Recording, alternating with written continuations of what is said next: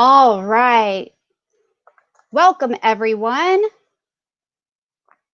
Sorry about that. We've had a little bit of technical difficulties today, but I want to welcome you back to Wisdom Wednesday. And I am your host, Dorothy Dorton. I am AARP Alabama's Associate State Director of Outreach for Lower Alabama.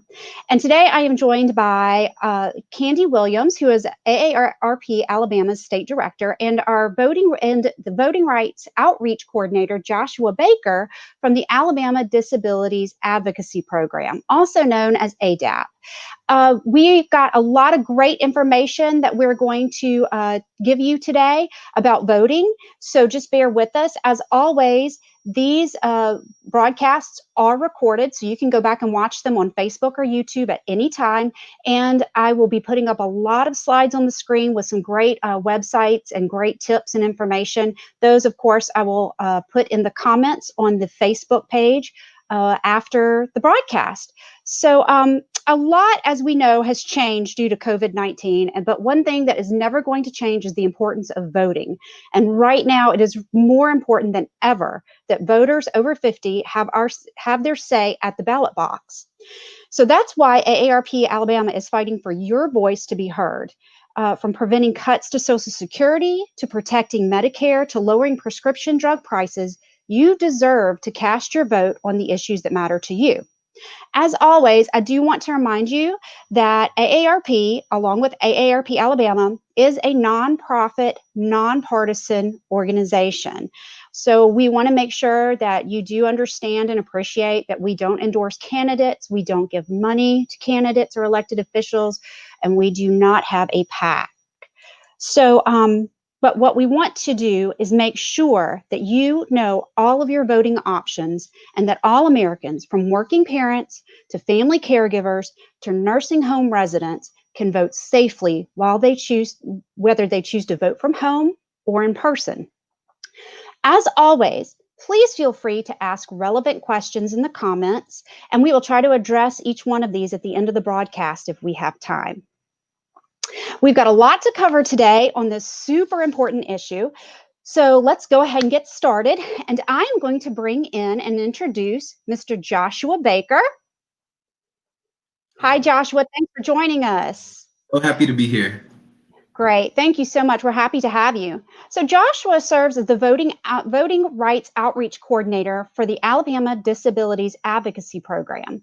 The Alabama Disabilities Advocacy Program is a part of the nation's federally funded program, a federally funded protection and advocacy system. ADAP provides legal services to Alabamians with disabilities to protect, promote, and expand their rights. ADAP is part of the National Disabilities Rights Network. So Joshua, thanks so much for joining us today. Can you tell us a little, thank you. Can you tell us a little bit more about the Protection and Advocacy Program?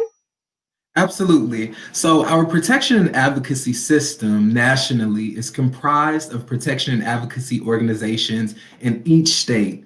And what each protection and advocacy organization works to do is champion on behalf of individuals with disabilities. So services can include legal services, offering trainings, investigating reports of abuse and neglect.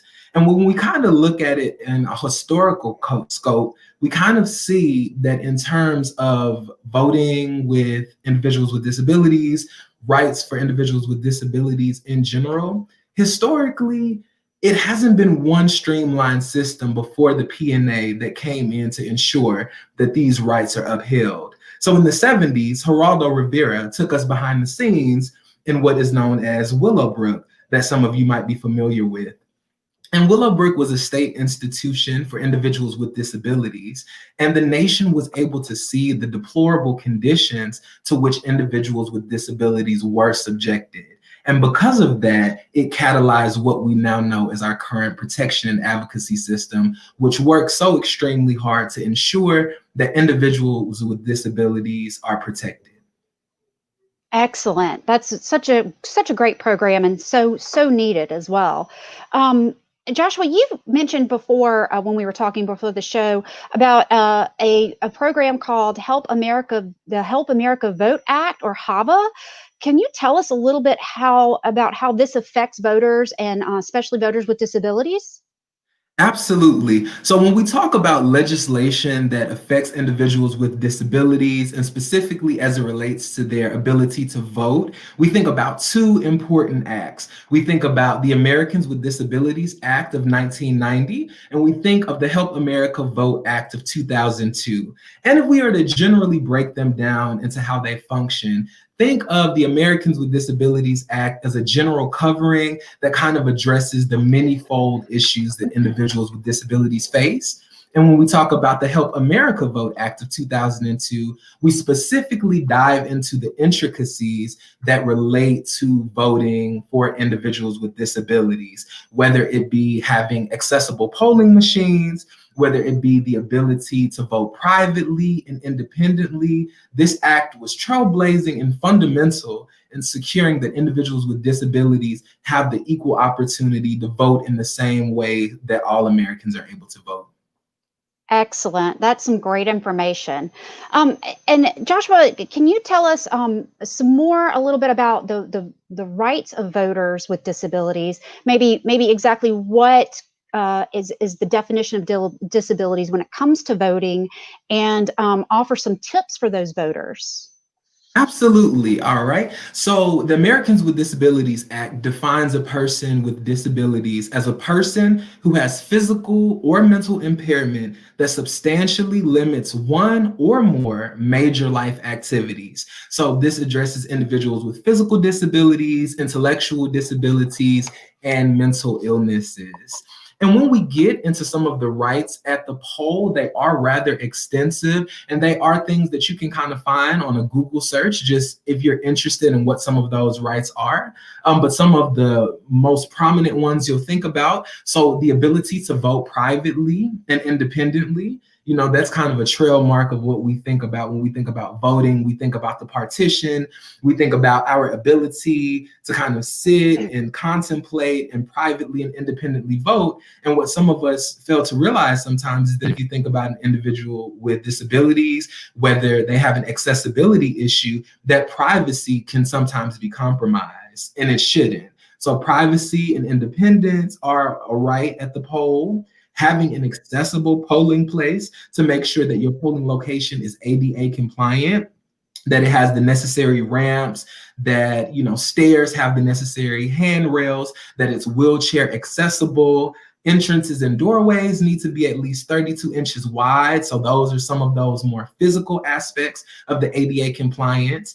And to that point, another part in kind of operating and functioning through this process is understanding that individuals with disabilities can bring support people to help them. You can bring a support person. The only exceptions, it cannot be an employer, it cannot be a union officer, and it cannot be a candidate on the ballot. And to that point, you can also ask a poll worker to assist you in your voting process. The only thing that they cannot do, thankfully, is tell you how to vote. And they also cannot simplify the ballot for you. And those are the only exceptions in regard to your support people. And as far as tips, one thing I would definitely say is just remain proactive. So number one, make sure you're staying attentive to our deadline. So we know for Alabama, October 19th is the voter registration deadline. We know that October 29th is the last day to apply for your absentee ballot. And November 2nd is the last day to either hand deliver your ballot or to have it postmarked. And of course, for those who are physically hitting the polls, November 3rd is election day. And to that point, another tip, develop a good, solid voting plan that can be identifying your polling place ahead of time, identifying your transportation needs, and also kind of seeing what accommodations might be needed as you hit the polls. That's excellent information, Joshua. Thank you so much. And You're very welcome. I have right now a slide up just giving those important dates. And also down below at the very bottom, there's a number you can call if you do have election day problems.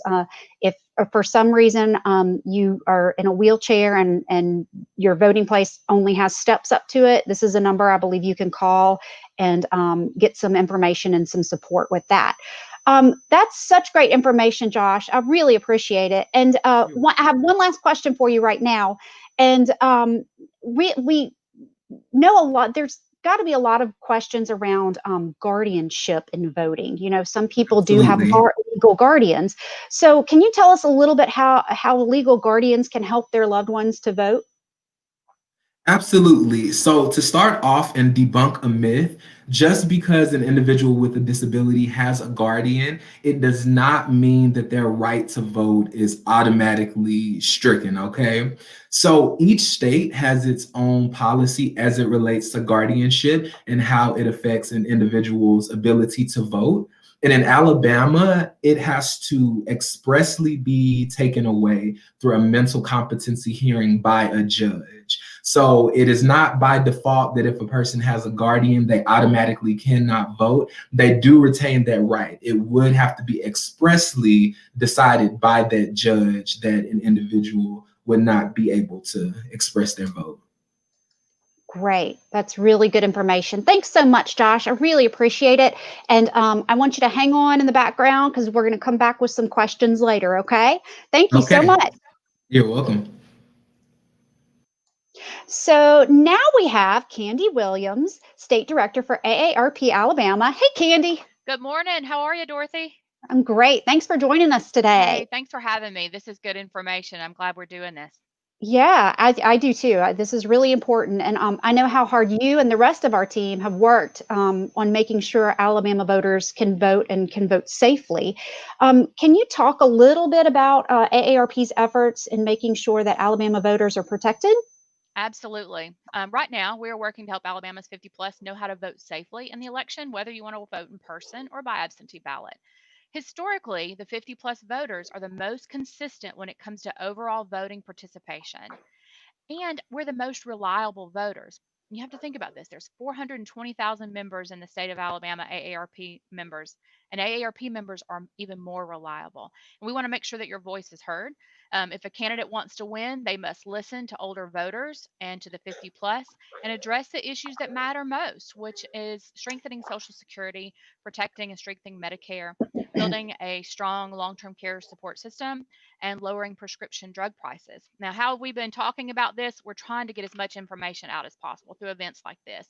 So we had a teletown hall, for example, last month with Secretary of State John Merrill, which is still on our Facebook page. You can go back and listen to it if you have additional questions. We've had radio news releases. Some of you may have received an absentee ballot application through the mail to help you understand the process.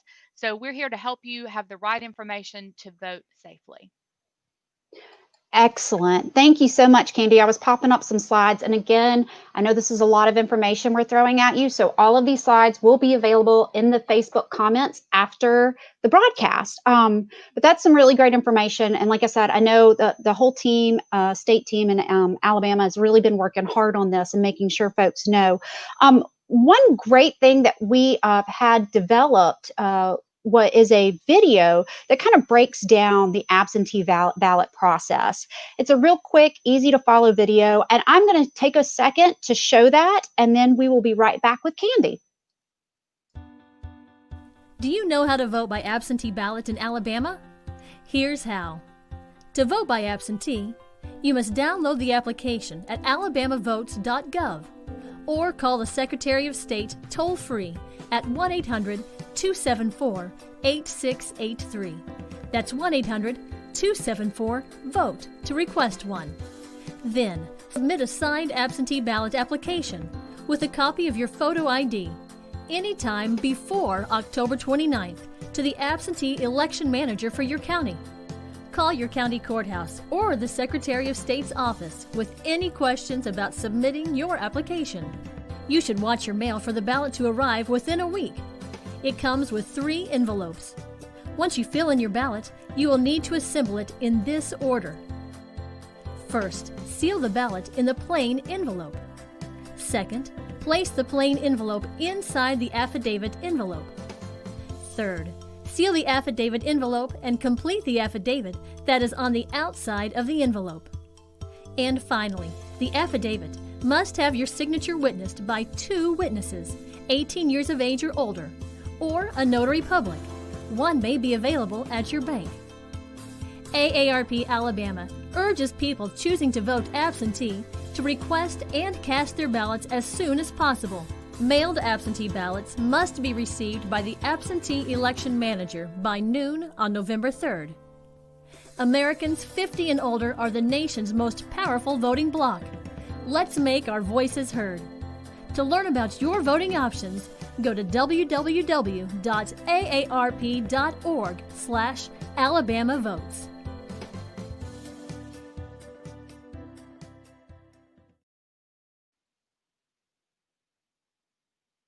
That's a great video, and it just really kind of simplifies the absentee ballot process. And Candy, can you offer some tips about maybe the application process? Is there anything else we need to know, or anything you want to emphasize that was in the video? I think the deadlines are what's most important. And two things. There's an application and there's the actual ballot. And so you have to apply to receive the ballot, and you need to have that absentee ballot. The final day for an absentee ballot is October 29, and we're going to keep throwing these dates on you because they're so important. We're saying to go ahead and do that, just in case there are mail delays. And as we mentioned, you can print out the application online at alabamavotes.gov. Um, and that you need 2 signatures and a copy of your photo ID. That's very important. If you don't have a copy of your photo ID, I did that in Jefferson County and they returned mine. So make sure that you have a copy of your photo ID. When you actually get your ballot back, as the video says, you're going to need 2 signatures or a notary. So if you live in a household, you could have your spouse and one of your children that's over the age of 18 to sign it, for example. But if you don't have 2 people available, you could have it notarized for it to be processed. And again, you can either put that into the mail for it to be sent back to your county clerk's office. So you'll hear us say election manager. I'm from Chilton County, and it's Glenn McGriff, and that's the county circuit court office. Um, and if you have any questions, we're throwing lots of information at you. Make sure to call the Secretary of State's office at 1-800-274-8683. We want to make sure get it done early so you don't have to worry about it. Absolutely, Candy. And I've got that the Secretary of State's office phone number and the website up there where you can request your absentee ballot. And just a quick question: you're able to mail it in. Can you also take it down to the county courthouse? Is You that can something that you can do? you can take it to the courthouse. So make sure you have Okay. your ID with you. And so Hmm. you might see it can be a little bit confusing. You can see people talking about early voting, but in Hmm. Alabama, what that means is that you go to the courthouse, you get your absentee ballot application, you complete it, and they will turn around and give you your ballot. And so you could complete the process all at once. The thing is you cannot drop off somebody else's ballot there. So if you do that process, you can't bring like your spouses and drop it off for them. That will not work. Hmm. But you can walk in, check lines. In some areas of the state, there has been some long lines. But that's Hmm. a way if you're worried about mailing for you to complete the process. Okay, that's great to know. And if you are mailing it, do you know what the postage is? I know it's probably a big package, so it's not necessarily just one stamp. It's a minimum of 3 stamps, but it's probably best if you're able to do it safely to get it weighed. Excellent, excellent, great information. And that's just some really great information. Again, a lot of slides, a lot of information we're throwing at you today. Going to put it all up in the comments later. You can always watch this video again, share it with your friends. And Candy, I know because obviously the pandemic and everything, if people do choose to vote in person, is there any tips or anything that we can go to talk about, or to tell us how to do that safely? Absolutely. The CDC actually put out a press release and has information on their website about how to vote safely at the polls. And so it's basically practicing the healthy behaviors to protect yourself and to slow the spread of COVID-19 that we've all been doing. So wash your hands before entering and after leaving the poll location. And while you're at the polling location, use an alcohol based hand sanitizer containing at least 60% alcohol and use it frequently, especially after touching surfaces frequently touched by multiple people, such as door handles or the voting machines. Wear a Mhm. mask. And try to maintain the 6 feet distance, social distancing. Even if you're wearing a mask, try to make sure that you're staying at least 6 feet away if possible. And we're suggesting to try to avoid the crowd. So maybe vote at off peak times, such as mid morning. And you can also take your own black pen and your own stylus to use at registration. Now, I will say, please don't go in there with your Clorox wipes and go at those machines because they're sensitive machines and we don't want to damage anything, right? So take care of your hands and we'll let the poll Mhm. workers manage the other bits and pieces. Great idea. Great idea. Thanks, Candy. And I just popped up the website for the CDC's Perfect. voting guidelines as well. But and you brought up a perfect point with the pens, because that was the first thing I thought about. Were how many people are touching those pens? So yeah, bring your Right. own pen. Bring your own pen. Um, yeah, and absolutely, the hand sanitizer is the way to go. So I want to thank you again so much for joining us, Candy. Absolutely. And I'm going to look and see if we have some. I'm going to bring Joshua back in here with us. So Hi, we're all Josh. through here. Hi. Hello, Joshua. And Hello. I'm going to check our comments real quick and see if we have any questions. Let's see here. And there is one right there. Oh, and from Bill Hawkins. What do you recommend for voting for people who are in nursing homes or assisted livings or long-term care facilities? For sure. So on October 5th of this year, the Center for Medicaid and Medicare Services actually issued a memo which says that all nursing homes and assisted living entities must develop a plan for their residents to be able to vote.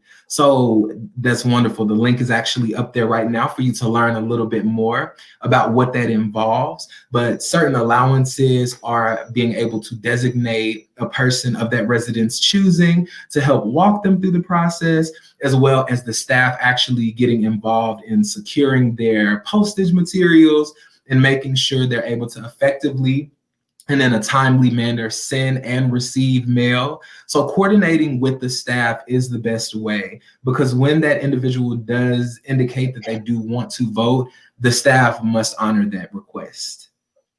Okay, that is some great information. Thank you so much, Joshua. And I've got that overlay up right here. And let's see if we have another question. Let's check the comments. Oh, here we go. From Ann Hales, how long does it take to get an absentee ballot by mail? Candy, do you want to take this one? Well, we're hearing from different members that it depends on the area that they live in. For example, I'm in Jefferson County and it took me a little bit over a month, but I've heard in other places they got it in 2 or 3 days. So it really depends on where you live, Mhm. and to what to expect. So that's the reason why we're telling folks to apply early, so Mhm. that you can get your information and have it processed. Great idea. Great idea. Yeah, the earlier the better. And again, I'm going to put up the Secretary of State office phone number, and you can call them for an absentee ballot. You can go to the website for an absentee ballot application. Just the sooner the better. And that will work it out. And I think we might have time for one more question. Let's look at the comments here. Dorothy, while you're checking comments, I just want to Sure. put out a request that Yeah. please share this information with your friends and your family and your loved ones. We all have loved ones that are in nursing homes that may need a little bit of extra help. And this is a historic election, and voting is very important. And so if you have the information now to help you vote, so please share it with others. Absolutely, absolutely. It is. You can share this as much as you want to. Share away everywhere. YouTube. We have a YouTube channel. We have this on Facebook. Please, that's great information. One more question we have from Miss Arnita Cole. If you are working as a poll worker, can you fill out an absentee ballot application? That's a great question. Absolutely. No, and that is in some of the materials actually on the Secretary of State's website. So when you go to the section on completing your absentee ballot, it talks about poll workers. So I would ask Ms. Cole to head over to that website. And I know that you have that link in the comments, and you can Mhm. look it up. Absolutely, and I'll throw it up there one more time for us. Okay. And that's a great question. Thank you so much, Miss Cole. And we are about done. I'm going to throw up a couple of more of our overlays just to get them in there. And Joshua, I'm going to show your information now. And let me get that off of there so we can see your phone number. There we go. And I just want to thank you all so much for joining us again today. Joshua, again, thank you so much. You have you've just given us some great information. Candy, thank you as always. You've given us some great information. And we will see y'all later. And we are about wrapped up, everybody. So I just wanted to thank you all again for joining us today. I hope you got some good information out of this. Again, please feel free to hit that share button and share away. Again, I'll put the overlays, the slides in the comment section on the Facebook broadcast of this. So you will have all of that information. And we're wrapping up today. So I want you to hang in there for a few more seconds. We've got another video to show you our upcoming events. And we've actually got a couple of new events starting pretty soon, actually next week. So stay tuned and stay safe and stay wise, my friends.